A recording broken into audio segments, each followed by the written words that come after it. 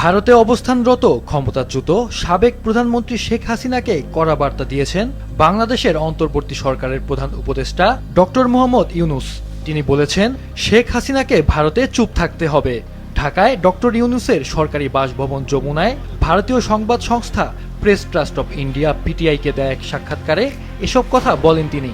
আন্তর্জাতিক অন্য একটি সংবাদ মাধ্যম এরই মধ্যে বিষয়টি নিয়ে সংবাদ প্রকাশ করেছে।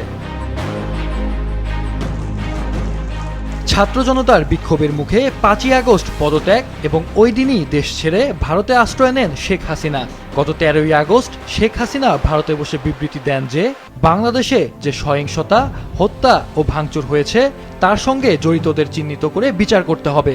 এছাড়াও সাবেক এই প্রধানমন্ত্রীকে উদ্ধৃত করে তার ছেলে এবং উপদেষ্টা সজীব ওয়াজেদ জয় বাংলাদেশের অভ্যন্তরীণ বিভিন্ন ইস্যুতে নানান পরস্পর বিরোধী বক্তব্য ও বিবৃতি দিয়ে যাচ্ছেন, কথা বলছেন বিভিন্ন গণমাধ্যমের সঙ্গে। এরই প্রেক্ষিতে দেয়া সাক্ষাৎকারে অন্তর্বর্তীকালীন সরকারের প্রধান ডক্টর ইউনূস জানান, ভারতে বসে সাবেক প্রধানমন্ত্রী শেখ হাসিনার রাজনৈতিক মন্তব্য করা একটি অবন্ধুত্ব সুলভ আচরণ। এ সময় ভারতের কাছে শেখ হাসিনাকে বাংলাদেশে ফিরিয়ে আনার আবেদন করার আগ পর্যন্ত দুই দেশের মধ্যে অস্বস্তি এড়াতে শেখ হাসিনাকে চুপ থাকতে হবে বলে মন্তব্য করেন তিনি। ভারত বাংলাদেশ সম্পর্কের ভবিষ্যৎ নিয়ে কথা বলেন ডক্টর ইউনূস। নয়াদিল্লির সঙ্গে সুসম্পর্ক রাখার আকাঙ্ক্ষা ব্যক্ত করে তিনি জানান, বাংলাদেশ সবসময় ভারতের সাথে সম্পর্ককে শক্তিশালী করার ব্যাপারে গুরুত্ব দেয়।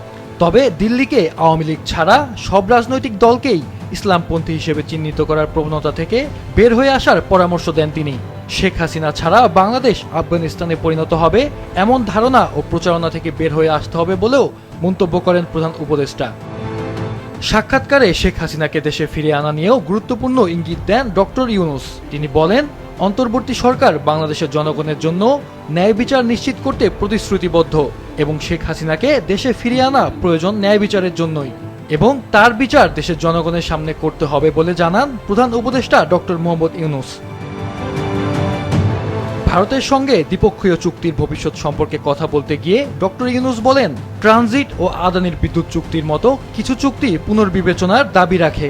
সাক্ষাৎকারে ৮৪ বছর বয়সী নোবেল বিজয়ী বিশ্বখ্যাত এই অর্থনীতিবিদ ভারত ও বাংলাদেশের মধ্যকার বর্তমান উত্তেজনাপূর্ণ সম্পর্কের উন্নতির জন্য একযোগে কাজ করার প্রয়োজনীয়তার উপর জোর দেন।